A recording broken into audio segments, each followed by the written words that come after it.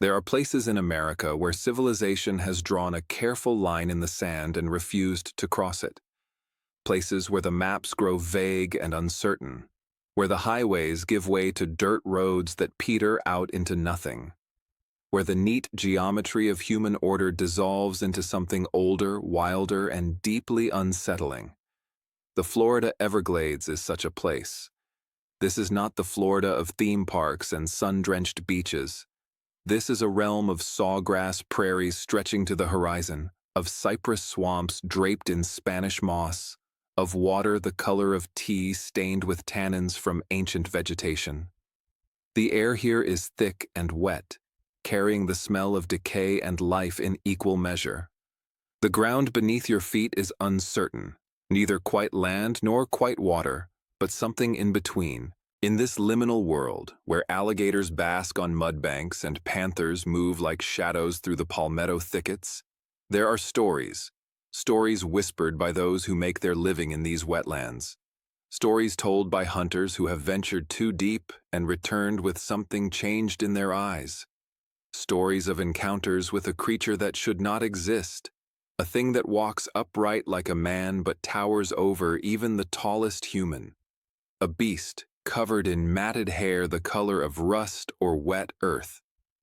A monster whose presence is announced long before it is seen by a smell so overpowering, so viscerally offensive, that it seems to cling to the back of your throat and refuses to leave. They call it the skunk ape. The name is crude, almost comical, belying the genuine terror that the creature inspires in those who claim to have encountered it. But the name is also perfectly descriptive. For the defining characteristic of this creature, the feature mentioned in nearly every reported sighting, is the smell. Not the musky scent of a bear or the sharp tang of a wild boar, but something far worse. Witnesses describe an odor that combines the worst elements of a skunk's spray, rotting garbage, and the sweet, corrupt stench of death. It is a smell that warns you to leave, that triggers something primal in the human brain, some ancient alarm system that says predator, danger, run.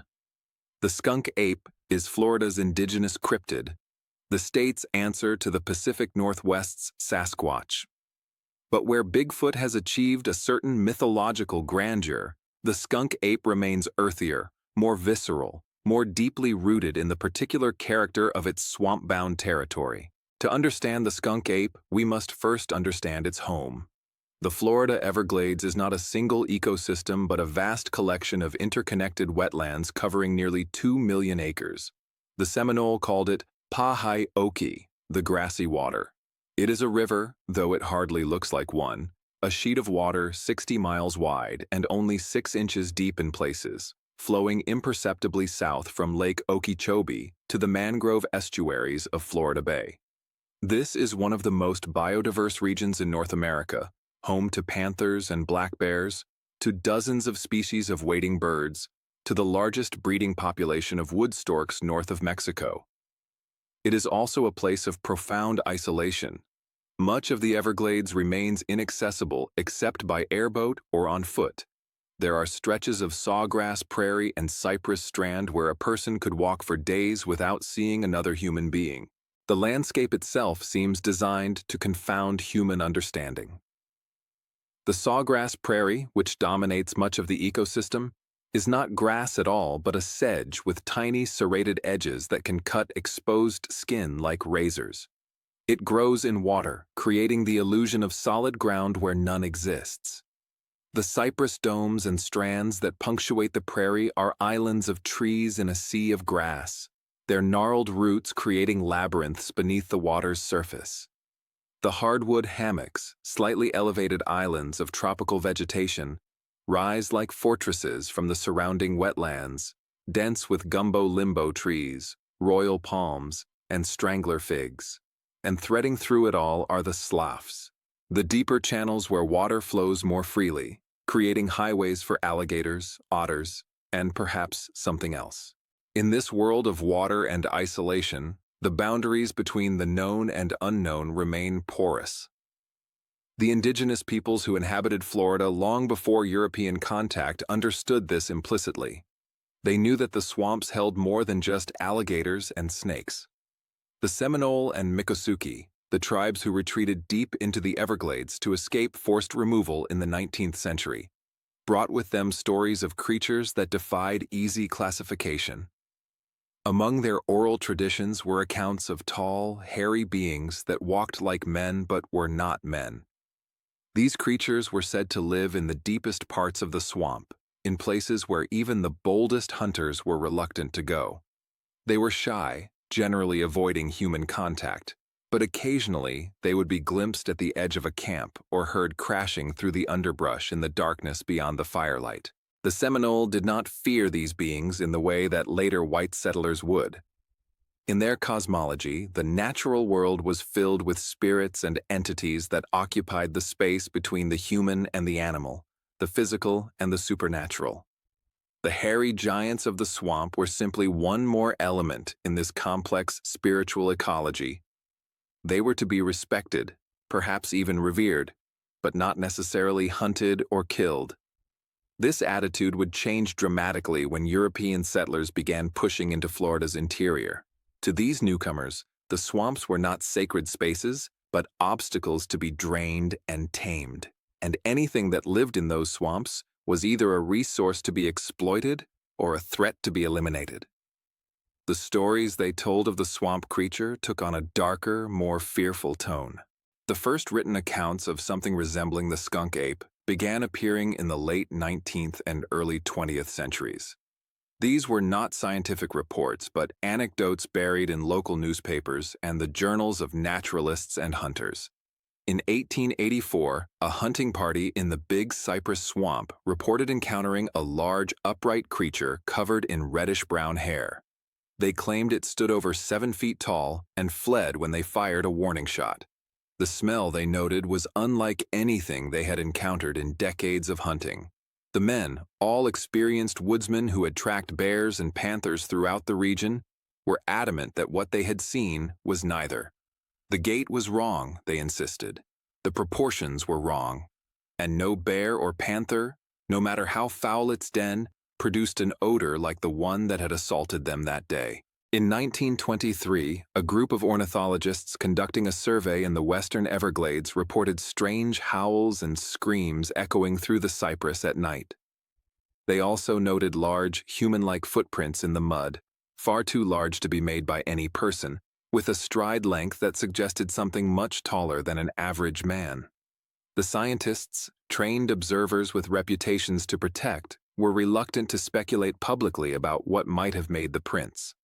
But in their private journals and letters, they admitted to being deeply unsettled by the experience. One member of the expedition wrote to a colleague that he had the distinct sensation of being watched throughout their time in the swamp, a feeling so persistent and unnerving that it affected his sleep and his ability to concentrate on their research. These early reports were sporadic and geographically scattered, but they shared common elements. The creature was always described as tall, between 6 and 8 feet, and covered in hair that ranged from dark brown to reddish to gray. It walked upright on 2 legs.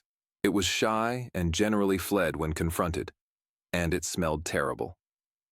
Throughout the first half of the 20th century, these reports continued to trickle in, but they remained localized, known only to the small communities that bordered the Everglades. The creature had no name yet, no unified identity. It was simply the thing in the swamp, the wild man, the monster. That would change in the 1960s and 70s when the modern cryptozoology movement began in earnest and when the creature would finally receive its distinctive and memorable name. The cultural context of this period cannot be overstated. The 1960s and 70s were a time of profound social change in America, and this extended to the relationship between humans and the natural world. The modern environmental movement was being born. Rachel Carson's Silent Spring had awakened public consciousness to the fragility of ecosystems. The first Earth Day was celebrated in 1970. The Endangered Species Act was passed in 1973. Americans were beginning to see wilderness not as something to be conquered, but as something precious and imperiled. In this atmosphere, The idea that vast, undiscovered creatures might still exist in remote corners of the country carried a certain appeal. It suggested that the conquest of nature was not as complete as we had believed. It hinted at a world more mysterious and wonderful than the sterile rationalism of modern life suggested. The term skunk ape seems to have emerged organically from local usage in southwest Florida during the late 1960s.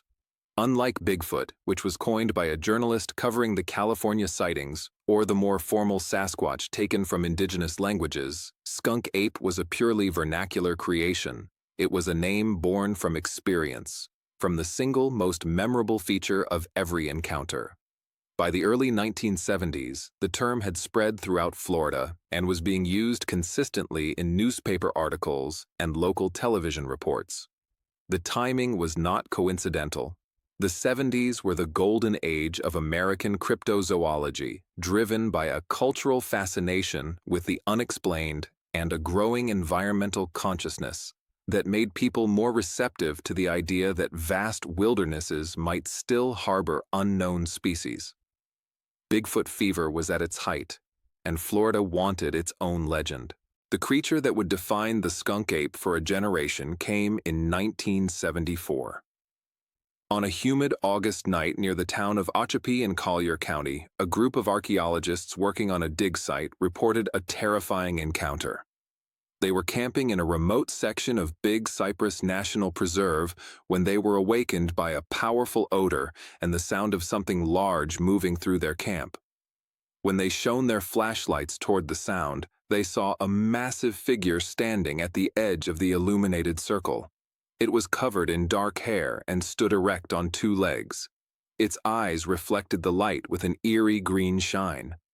For several long seconds, it stared at them, and they stared back, frozen in their sleeping bags. Then it turned and walked away into the darkness, not fleeing in panic, but moving with a deliberate, almost casual stride that suggested confidence and power. The archaeologists, all trained observers with scientific backgrounds, were adamant about what they had seen. This was not a bear on its hind legs, not a person in a costume, and not the product of alcohol or imagination. They had seen something real, something that defied their understanding of Florida's wildlife. One member of the team, Dr. Patricia Manning, a physical anthropologist from the University of Florida, later described the creature's locomotion as distinctly bipedal. The creature walked heel to toe, she noted, with a rolling gait that was reminiscent of a human walking, but with longer strides and a different center of gravity. The arms were proportionally longer than a human's, hanging nearly to the knees. And the head, while difficult to see clearly in the brief illumination, appeared to sit directly on the shoulders with little or no visible neck. These anatomical details, Manning argued, were consistent with descriptions of other large unknown primates reported elsewhere, but were not consistent with any known North American wildlife. They reported their encounter to the National Park Service, which took their statements but offered no explanation. The story reached the local newspapers and then the regional television stations. Within weeks, teams of enthusiasts and amateur investigators were combing the Big Cypress looking for evidence. They found plenty of tracks, mostly in the soft mud near water sources. The prints were massive, 16 to 18 inches long, with a human-like configuration, but with proportions that were distinctly non-human. The big toe was less pronounced than in a human foot, and the arch was much flatter. Most intriguingly, several of the prints showed what appeared to be dermal ridges, the equivalent of fingerprints, a feature that is nearly impossible to fake convincingly. Experts in primate anatomy who examined plaster casts of the prints noted that the distribution of weight suggested a bipedal creature of considerable mass, possibly exceeding 400 pounds. Throughout the late 70s and into the 80s, sightings continued to mount. A truck driver on Alligator Alley reported seeing a large hairy figure cross the road in front of his headlights at 3 in the morning. The driver, a man named Raymond Martinez, who had been hauling produce along that route for over 15 years, slammed on his brakes and watched as the creature completed its crossing and disappeared into the sawgrass on the far side. Martinez estimated the creature's height at over 7 feet. He noted that it did not look back at him but continued walking with a purposeful stride that suggested it knew exactly where it was going.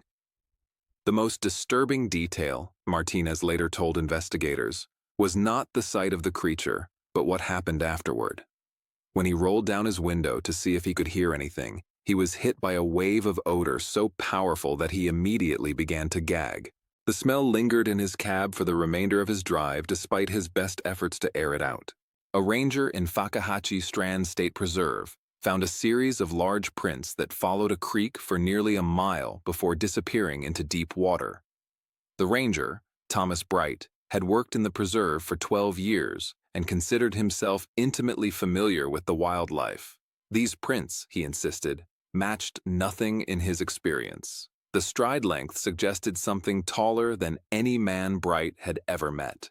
The depth of the impressions indicated tremendous weight, and the pattern of the prints suggested the creature had been following the creek deliberately, perhaps hunting for fish or crustaceans in the shallow water.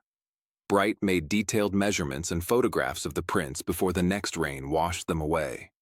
He sent copies to several wildlife biologists and primatologists.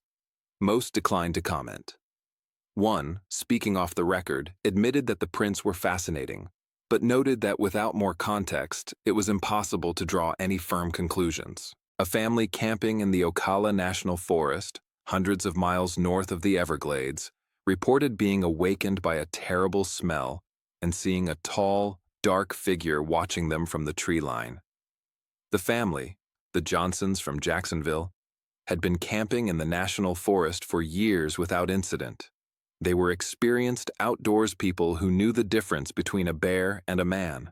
What they saw that night, according to Mr. Johnson, was neither. The figure stood motionless at the edge of their camp for what felt like several minutes, though it may have been only seconds. Mrs. Johnson described feeling paralyzed by fear, unable to scream or move. Their 2 teenage children reported the same sensation of being unable to react. When Mr. Johnson finally managed to reach for his flashlight, the beam caught the figure full-on for just an instant before it turned and vanished into the forest. The family packed up their camp and left immediately, driving back to Jacksonville in the middle of the night. They never returned to that campsite. The creature was no longer confined to the southern tip of Florida. Sightings were being reported from the Panhandle to the Keys, though the densest concentration remained in the vast wetland wilderness of the central and southern regions. A pattern was beginning to emerge. Most sightings occurred in remote areas, far from developed land. Most happened at dawn or dusk, those liminal hours when light and darkness meet. Most involved a powerful odor detected before the creature was seen. And most witnesses described the same basic appearance: bipedal, tall, covered in hair, with a face that combined human and ape-like features. The consistency of these reports, coming from people who had no contact with each other and often did not know about previous sightings, suggested that something was being seen. The question was what? But physical evidence remained frustratingly elusive. No bones, no bodies, no definitive photographs. The few images that emerged were blurry, distant, and ambiguous. The most famous photograph from this era came in 1977 when a hiker in Myakka State Park claimed to have photographed something large and hairy moving through palmetto scrub. The image shows a dark, indistinct shape, vaguely bipedal, but it could just as easily be a person in dark clothing or a misidentified animal. The photographer, who wished to remain anonymous, claimed that the figure was at least 50 yards away when he took the picture, and that by the time he managed to frame a second shot, it had disappeared into thicker vegetation. The photograph circulated widely in cryptozoology circles but convinced no one who was not already inclined to believe. Without clear evidence, mainstream science remained dismissive. The official position was that the skunk ape was a cultural phenomenon, not a biological one. People were seeing bears, misidentifying known animals, or allowing their imaginations to fill in the blanks when they encountered something unfamiliar in the darkness. The smell, skeptics argued, could be attributed to any number of natural sources. Decaying vegetation in the swamps produces methane and hydrogen sulfide, both of which smell terrible. Dead animals decomposing in the heat can produce an overwhelming stench that carries for surprising distances. Even certain plants, like the aptly named carrion flower, emit odors designed to attract flies by mimicking rotting flesh. Combine these natural sources with the power of suggestion, and you have a perfectly rational explanation for the phenomenon. The bear hypothesis, in particular, was favored by wildlife biologists. Florida black bears, while not as large as their cousins in other parts of North America, can stand over 6 feet tall on their hind legs. They are capable of bipedal locomotion for short distances, and when startled or curious, they will rear up to get a better view or to intimidate a threat. In poor lighting conditions, at a distance, a black bear standing upright could potentially be mistaken for something more humanoid. The proportions are wrong, critics of this theory pointed out. And experienced hunters and outdoorsmen, people who have encountered bears countless times, were among the most credible witnesses to skunk ape sightings. But the skeptics remained unconvinced. Human perception is notoriously unreliable, they argued. In moments of fear or surprise, the brain often fills in details that are not actually present. Witnesses convince themselves they saw something extraordinary when they actually saw something quite ordinary. But this skeptical analysis fails to account for the consistency of the reports. Witnesses from different time periods, different locations, and different backgrounds all describe essentially the same creature. They describe its bipedal locomotion, its massive size, its hair-covered body, and above all, its distinctive odor. These are not isolated incidents of misidentification, but a sustained pattern of encounters that spans generations. Something is being seen in the Florida swamps.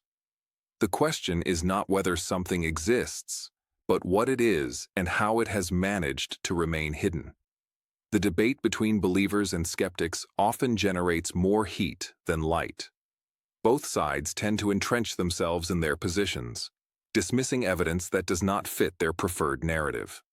Believers see every ambiguous track, every blurry photograph, as confirmation of what they already know to be true. Skeptics see the lack of definitive physical evidence as proof that the creature does not exist, regardless of how many witnesses come forward.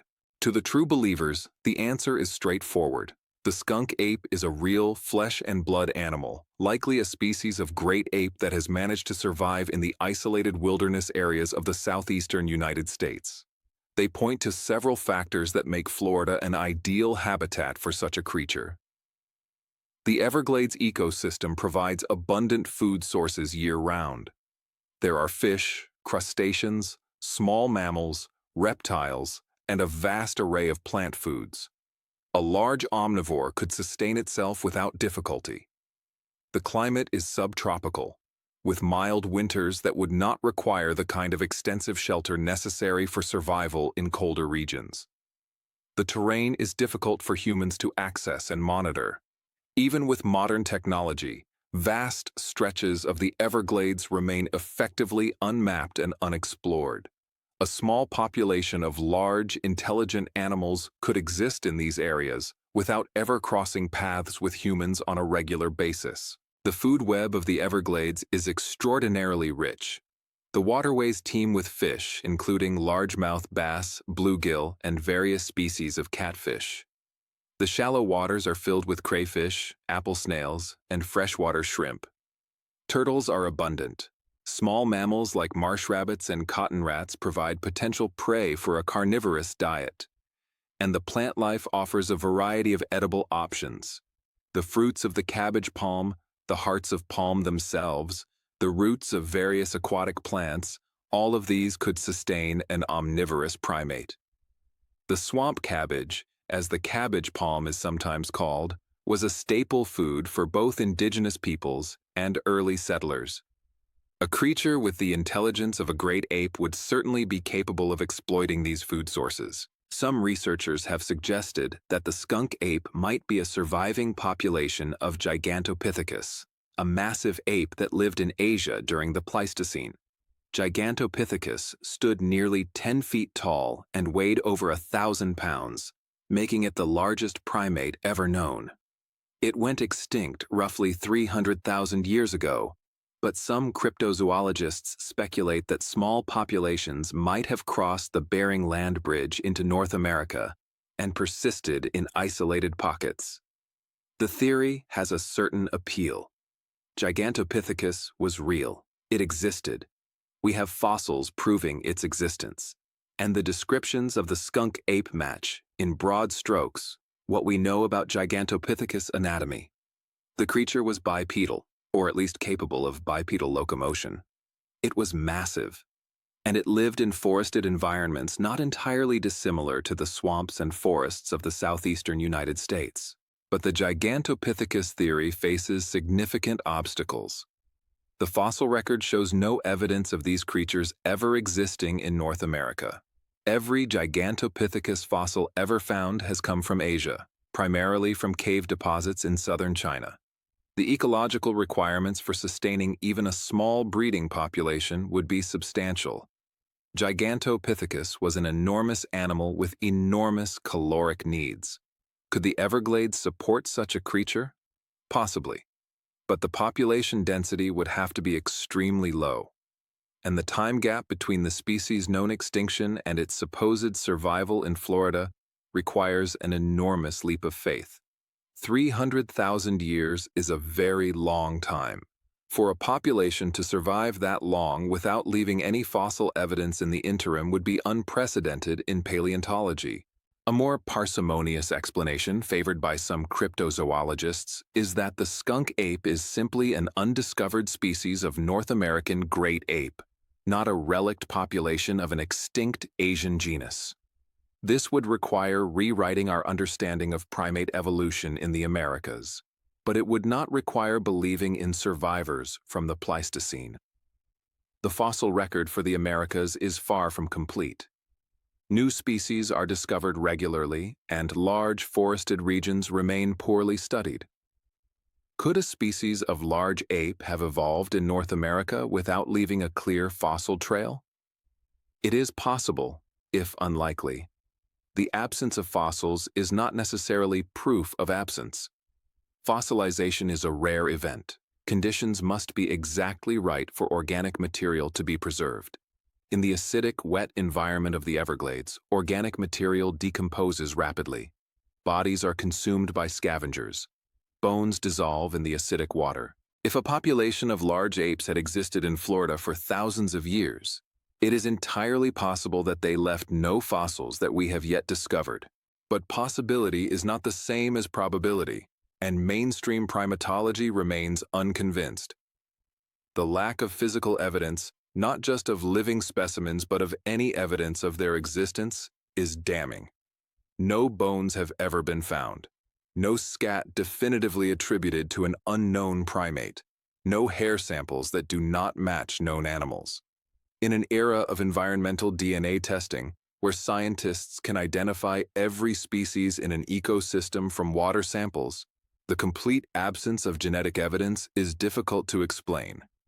Researchers have taken water samples from areas of reported skunk ape activity. They have analyzed the environmental DNA present in those samples.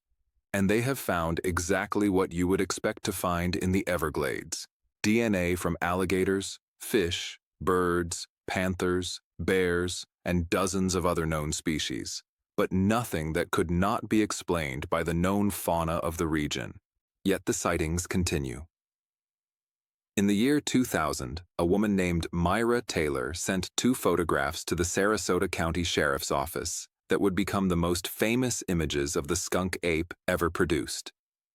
The photographs, now known as the Myakka photographs, showed a large, reddish-brown creature standing among palmetto fronds. The creature appeared to be over 6 feet tall with broad shoulders and a distinctly ape-like face. The images were remarkably clear compared to most cryptid photographs, showing details of the creature's hair and facial features.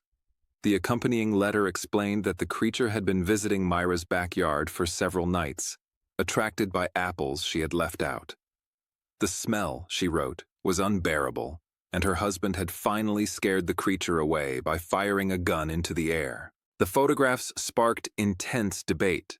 Skeptics immediately declared them hoaxes, pointing to what they claimed were obvious signs of a person in a costume. The proportions were too human, they argued. The way the creature stood was too posed, and the convenient framing, showing just enough detail to be intriguing but not enough to be conclusive, was typical of fake cryptid photos. But analysis of the images revealed some puzzling details. The coloration of the hair appeared consistent throughout, showing highlights and shadows that would be difficult to fake with a costume. The creature's face, while ape-like, did not match any known primate species. The brow ridge was pronounced but not as extreme as a gorilla's. The nose was flatter than a chimp's, but not as flat as an orangutan's. The overall facial structure suggested something intermediate between known great apes and humans, and thermal analysis of the images suggested that whatever was in the photographs was generating body heat consistent with a large mammal, not a person in a padded suit.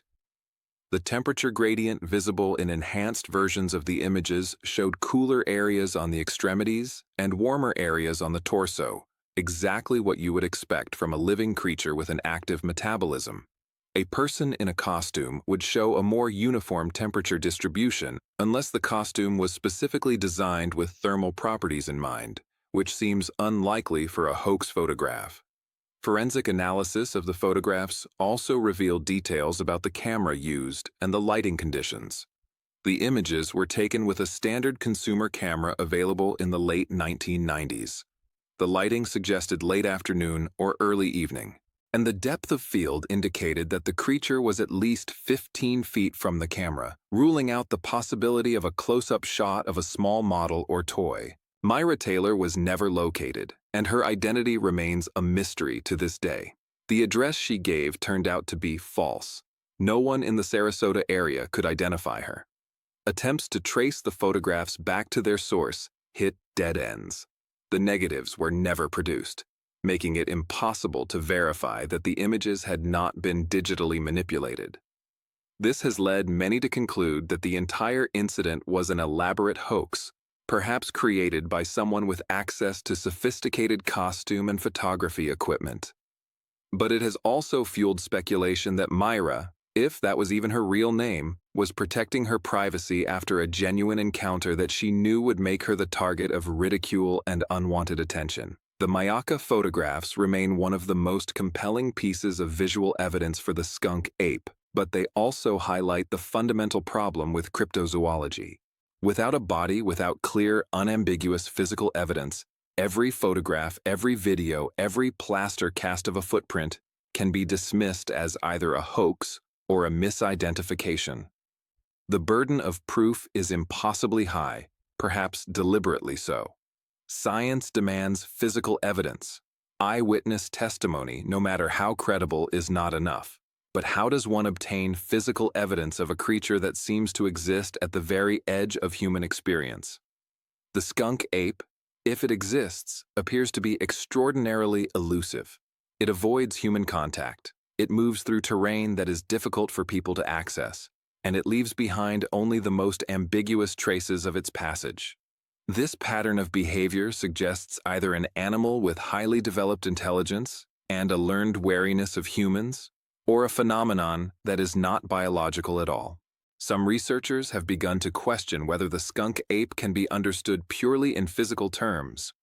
They point to the strangeness of many encounters, the way witnesses often report feelings of paralysis or disorientation, the occasional reports of glowing eyes or impossible movements, the sense that the creature appears and disappears with unnatural suddenness.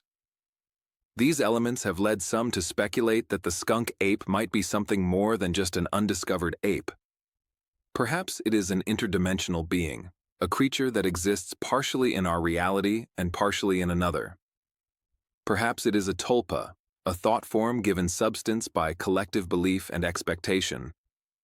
Or perhaps it is connected to the broader phenomenon of high strangeness that seems to cluster around certain geographic locations. Florida, after all, has a long history of strange reports. UFO sightings are common, particularly in the areas around military bases and restricted airspace. There are numerous accounts of mysterious lights over the Everglades, lights that move in ways inconsistent with conventional aircraft or natural phenomena. Cattle mutilations and unexplained disappearances of pets and livestock occur with disturbing regularity in rural areas.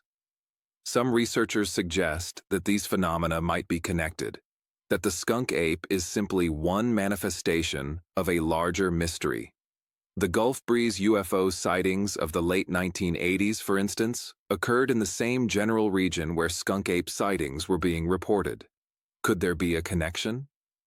Skeptics dismiss this as pattern-seeking behavior, the human tendency to connect unrelated events into a coherent narrative. But the correlation is difficult to ignore entirely. This line of thinking is deeply controversial, even within the cryptozoology community. Many researchers reject it entirely, arguing that it undermines the scientific legitimacy of their work. If you start invoking interdimensional beings and thought forms, you have left the realm of zoology and entered the realm of pure speculation. But the persistence of these strange elements in skunk ape reports cannot be ignored. Too many witnesses describe experiences that go beyond simply seeing an unknown animal. They describe a sense of presence, of being watched by something intelligent. They describe encounters that feel somehow unreal, dreamlike, as if they have slipped temporarily out of normal reality. And they describe lasting effects, changes in their perception of the world, nightmares, an inability to return to the places where they had their encounters. These are not the typical responses to seeing an unknown animal.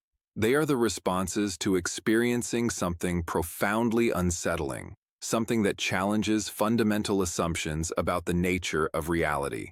Whether the skunk ape is flesh and blood or something stranger, its impact on those who claim to have encountered it is undeniable. The creature has become embedded in Florida's cultural identity. It appears on T-shirts and bumper stickers. Tourist shops sell skunk ape merchandise. There is an annual skunk ape festival in Okeechobee, where enthusiasts gather to share stories and evidence. The creature has been featured in countless documentaries, television shows, and even low-budget horror films. It has become a symbol of Florida's wild places, a reminder that despite the strip malls and retirement communities and theme parks, there are still corners of the state that remain untamed and mysterious. But this cultural ubiquity has come at a cost. The skunk ape has been trivialized, turned into a joke, a kitsch icon, rather than a serious subject of study. This makes it difficult for researchers to be taken seriously. The ridicule that greets any serious investigation into the phenomenon discourages academics and professional biologists from getting involved. The field is left to amateurs and enthusiasts who, despite their passion, often lack the resources and expertise to conduct rigorous research. There are exceptions. A handful of scientists have taken an interest in the skunk ape phenomenon, approaching it not as believers or skeptics, but as researchers attempting to understand what people are actually experiencing. These investigators focus on gathering data, documenting sightings with as much precision as possible, and looking for patterns that might suggest natural explanations. One such researcher was Dr. John Bindernagel, a wildlife biologist who spent decades studying reports of large unknown primates in North America before his death in 2019. Bindernagel argued that science has been too quick to dismiss these reports without proper investigation. He pointed out that the behavior described in skunk ape sightings, the creature's omnivorous diet, its preference for riparian habitats, its apparent social structure, is entirely consistent with what we know about other great apes. If the creature is real, it is behaving exactly as we would expect an undiscovered primate to behave. The problem, Bindernagel argued, is not with the evidence but with the scientific community's unwillingness to examine it objectively. The ridicule and taboo surrounding cryptozoology have created a self-reinforcing cycle. Scientists refuse to investigate because they fear being mocked. Without scientific investigation, no credible evidence is gathered. Without credible evidence, scientists continue to dismiss the phenomenon. Breaking this cycle would require someone with impeccable credentials to take the plunge, to risk their reputation on a serious, well-funded investigation. So far, no one has been willing to make that sacrifice. In the absence of scientific validation, the skunk ape remains in liminal space, neither proven nor disproven, existing in the realm of folklore and anecdote. But for those who have encountered it, no validation is necessary. They know what they saw, what they smelled, what they felt. Their experiences are real to them, regardless of whether science chooses to acknowledge them. And new encounters continue to be reported with remarkable regularity. In 2013, a group of birdwatchers in Corkscrew Swamp Sanctuary reported seeing a large bipedal figure moving through flooded forest. The group, members of the Audubon Society with decades of combined field experience, observed the figure for nearly 2 minutes before it disappeared behind a stand of cypress trees. They noted that it moved through water that was knee-deep with remarkable ease, suggesting long legs and an adaptation to wetland environments. In 2016, a hunting camera in the Ecological National Forest captured an image of something large and upright that the camera owner could not identify. The image, triggered by a motion sensor, showed a dark figure moving between pine trees. The proportions suggested something much larger than a human, with arms that hung well below where a person's arms would naturally rest. The camera owner, a hunter who had placed dozens of trail cameras throughout the forest over the years, had never captured anything like it before. He submitted the image to several wildlife biologists for identification. None could definitively explain what the camera had photographed. Bear, suggested some, though they admitted the proportions seemed wrong. Hoax, suggested others, though it was unclear what the hoaxer's motivation would be for planting a person in a remote section of national forest in front of a randomly placed camera. In 2019, several fishermen on the Suwannee River reported a powerful smell and heard something large crashing through the undergrowth along the bank, though they never saw the source. The fishermen, experienced outdoorsmen who fished that stretch of river regularly, were unnerved enough by the experience that they cut their trip short and returned to the boat launch. One of them described the smell as being like a combination of wet dog, raw sewage, and something chemical, almost like sulfur. The sound of movement through the underbrush was loud and sustained, suggesting something large pushing through palmetto and saw palmetto without concern for stealth. When they shouted in the direction of the sound, it stopped immediately. They heard no further movement for several minutes. Then they heard what sounded like a loud grunt or cough, followed by the sound of something moving away through the swamp, moving quickly and confidently through terrain that would have been nearly impossible for a human to navigate at that speed. And in 2021, a park ranger in the Everglades National Park found a series of large tracks near the Hells Bay Canoe Trail, tracks that did not match any known animal in the park. The ranger, Maria Gonzalez, had worked in the park for 8 years. She knew the local wildlife intimately. These prints, discovered in soft mud along the trail, were unlike anything she had seen. They were approximately 17 inches long, roughly human in shape but with a much wider footprint and with toes that were longer and more curved than human toes. The stride length between prints was over 5 feet, suggesting something much taller than an average person. Gonzalez made detailed photographs and measurements. She sent the information to the park's wildlife biologist. The official response was that the prints were likely made by a large black bear, though this explanation satisfied no one who actually examined the evidence.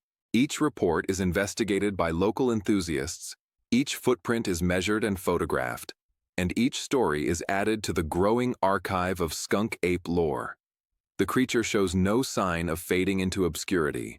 If anything, awareness of the phenomenon is growing as more people venture into Florida's wild places, and more witnesses feel empowered to share their experiences. The rise of social media has created new platforms for these stories. Facebook groups and subreddit forums dedicated to cryptozoology allow witnesses to connect with each other, to compare experiences, and to find community among those who will not dismiss their stories out of hand. This democratization of information has both positive and negative effects. On one hand, it allows for a much broader collection of data than was possible in previous eras. Patterns can be identified across regions and time periods. Researchers can map sightings and look for geographic clusters or temporal patterns. On the other hand, it also allows hoaxes and misinformation to spread quickly. Fake photographs and fabricated stories can circulate widely before they are debunked, muddying the waters for legitimate researchers. The challenge for serious investigators is to separate signal from noise, to identify the credible reports from the attention-seeking fabrications. This requires patience, skepticism, and a willingness to pursue leads that may ultimately prove fruitless. It requires traveling to remote locations, interviewing witnesses, examining sites, and maintaining detailed records. It is unglamorous, time-consuming work with no guarantee of results. But for those dedicated to solving the mystery, the work continues. Organizations like the Gulf Coast Bigfoot Research Organization and the Skunk Ape Research Headquarters in Ochapi maintain active investigation protocols.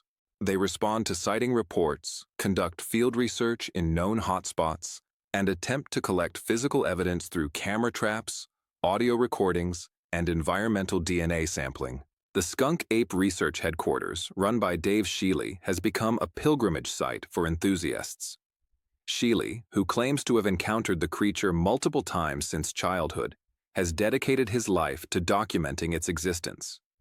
His property, located in the heart of Big Cypress, features a small museum filled with plaster casts, photographs, and other evidence. He leads tours into the swamp for those brave enough to venture into skunk ape territory. Skeptics dismiss Sheely as a huckster profiting from gullible tourists. But those who spend time with him often come away impressed by his sincerity and his genuine passion for the subject. Sheely is not getting rich from his research headquarters. He scrapes by, living modestly and pouring what resources he has into his investigation. Whether the creature exists or not, Sheely believes, and his belief has sustained him through decades of mockery and dismissal. So far, these research efforts have produced intriguing but inconclusive results.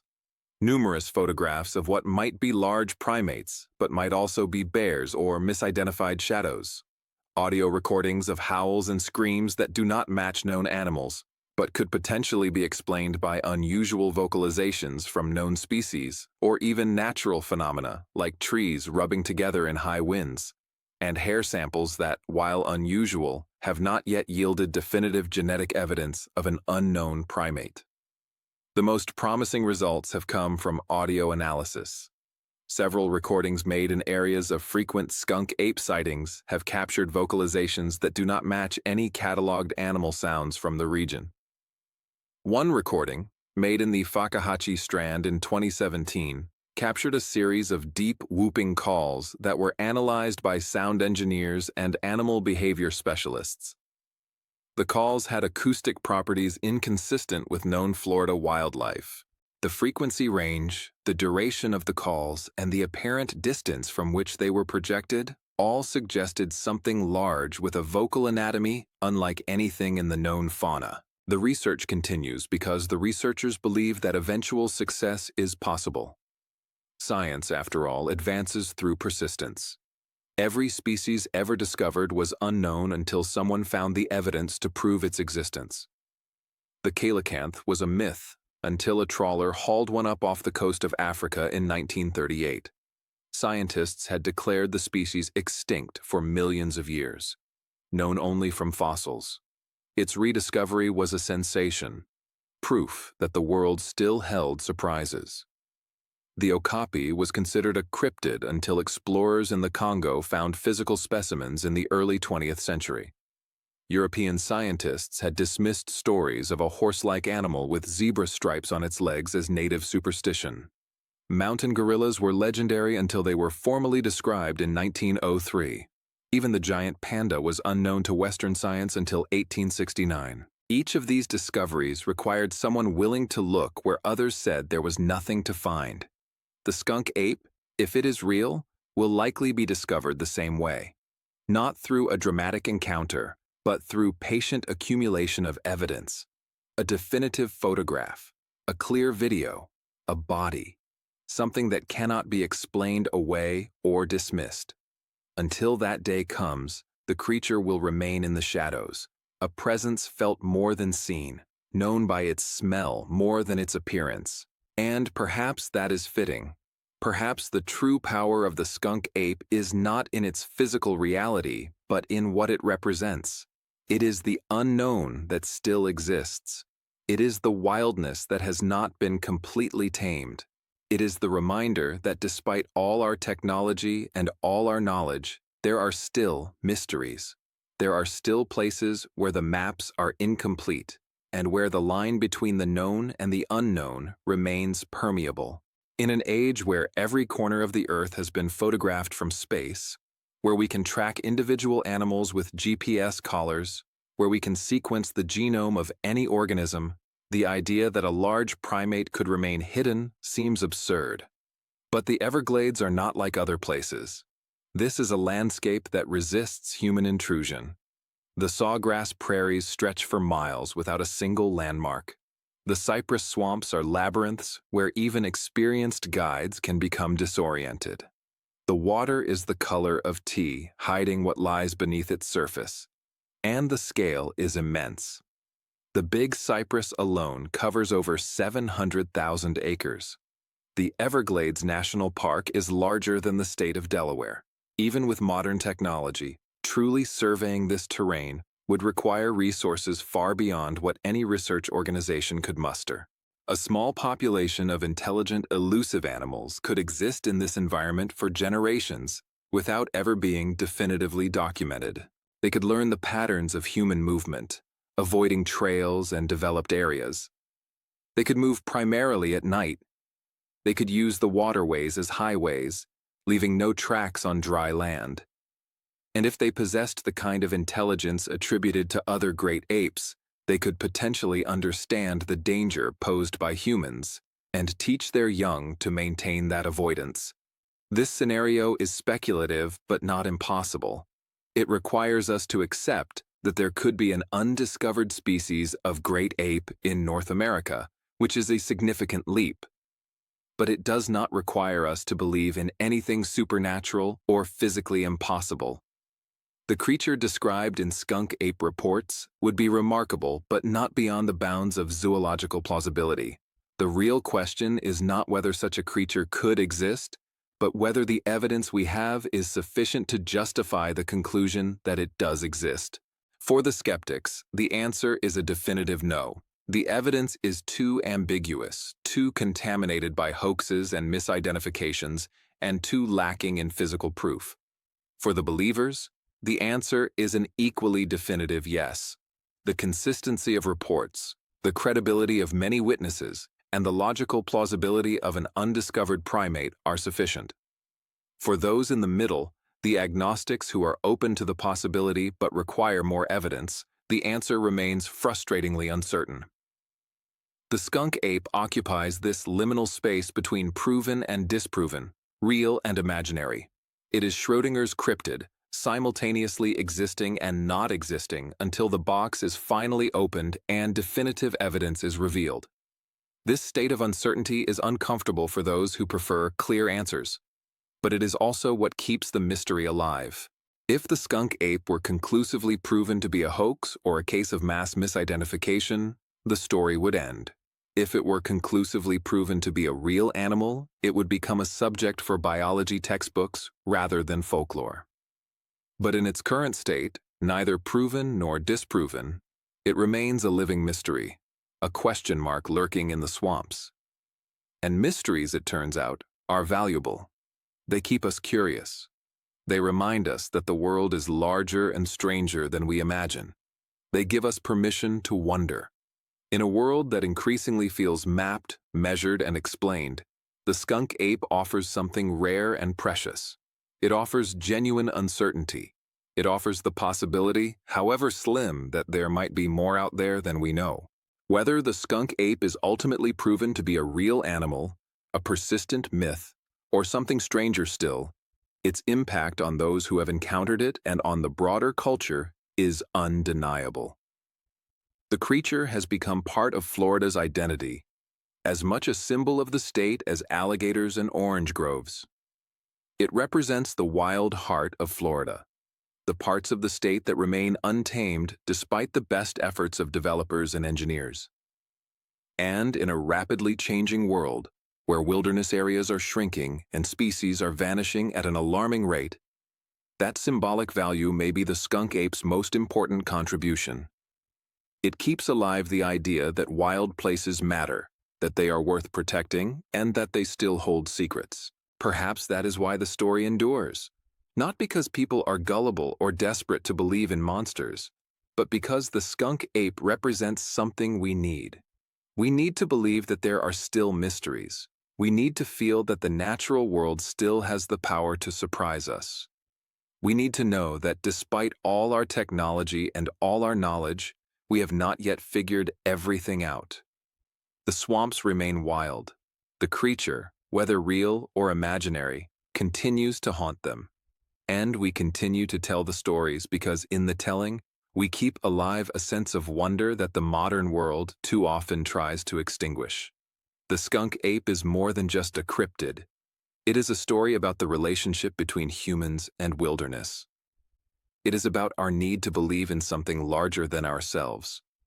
It is about the terror and fascination that wild places inspire. And it is about the fundamental mystery of existence, the question of what else might be out there, watching us from the shadows. So the next time you find yourself driving across Alligator Alley late at night, when the darkness presses close against your windows and the swamp stretches out invisible on both sides, pay attention. Watch for movement at the edge of your headlights. Listen for sounds that do not fit the usual chorus of frogs and insects. And if you catch a whiff of something terrible, something that makes your eyes water and your stomach turn, something that smells like death and skunk spray and rot all mixed together, do not dismiss it. Do not tell yourself it is just the swamp, just decay, just your imagination. Because it might be, but it might not be. And in that moment of uncertainty, you will understand why the legend endures. The skunk ape is out there, somewhere in the darkness, watching, waiting, hidden in the spaces between what we know and what we fear. The creature that smells like a nightmare. The answer to a question we are still learning how to ask. The mystery of the skunk ape calls to those willing to part the veil between the known and the unknown. If you have found yourself drawn into this world of shadows and speculation, if these stories have awakened something in you, then stay with us. Subscribe to Barron's Chronicle for more forgotten stories, more unexplained mysteries, more accounts from the edges of experience. The swamps still hold their secrets. We are here to listen to what they have to say. Join us as we continue to explore the strange, the unexplained, and the stories that refuse to die. The wilderness is speaking. We are learning its language, and there is so much more to discover.